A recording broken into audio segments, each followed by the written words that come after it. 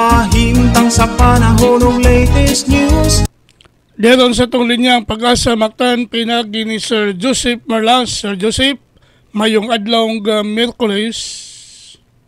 Maayong adlawng Miyerkules usab, Sir Ariel, ug sa ato ang mga sukintig paminaw, ug mga itong latest with update para karong adlaw.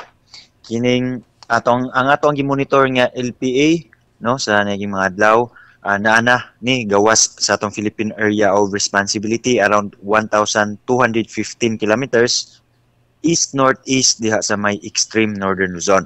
Kining LPA wala ra ni epekto sa panahon sa atong nasod labi na diri sa Visayas area. Sa laing bahin kining easterlies o ang init ug umog na hangin nagikan sa silangan o dagat Pasipiko mo'y nakaapekto labi na sa sidlakan nga bahin sa Visayas ug sa Mindanao. Hinoon kinindala ng mga pagpanag-om aning easterlies dili ra magdugay ug dili ra tibok adlaw magsinatig mga pagulan.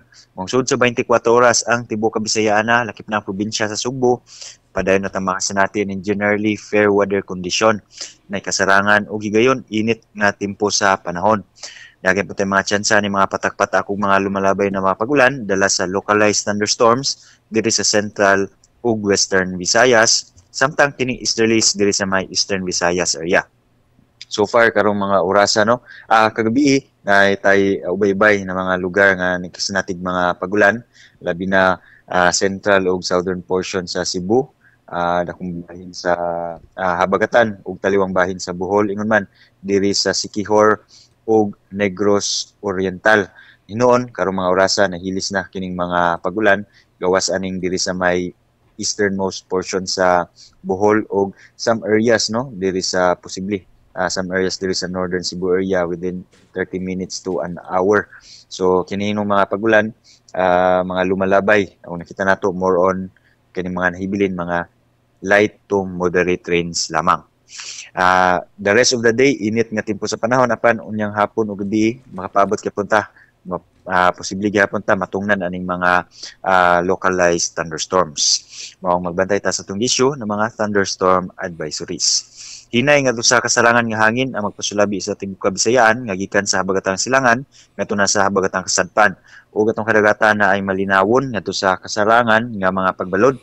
Wala ra tayo ipaabot na mga aberya o mga travel suspensions no ug labi na kung wala tay mga thunderstorm activities within sa ato ang mga ruta.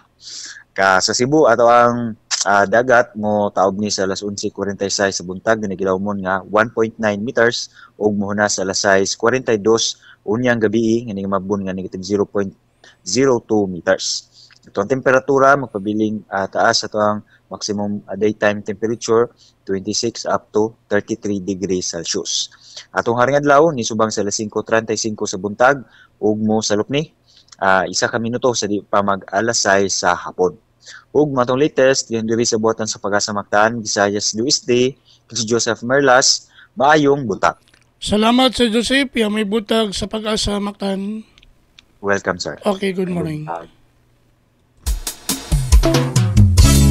Inyo gadabati si Sir Joseph Marlas, ang atong weather specialist gikan sa Pag-asa Mactan nga nagato sa tong dagan sa kahimtang sa panahon nining adlaw nga Miyerkules Agosto 21 tuig 2024. Salamat ni Sir Joseph Marlas og sa Pag-asa Mactan. Tagikan sa TV stations may pangukauban kang kubra in action. Panahon ka o paminaw sa'yo sa kabungkado.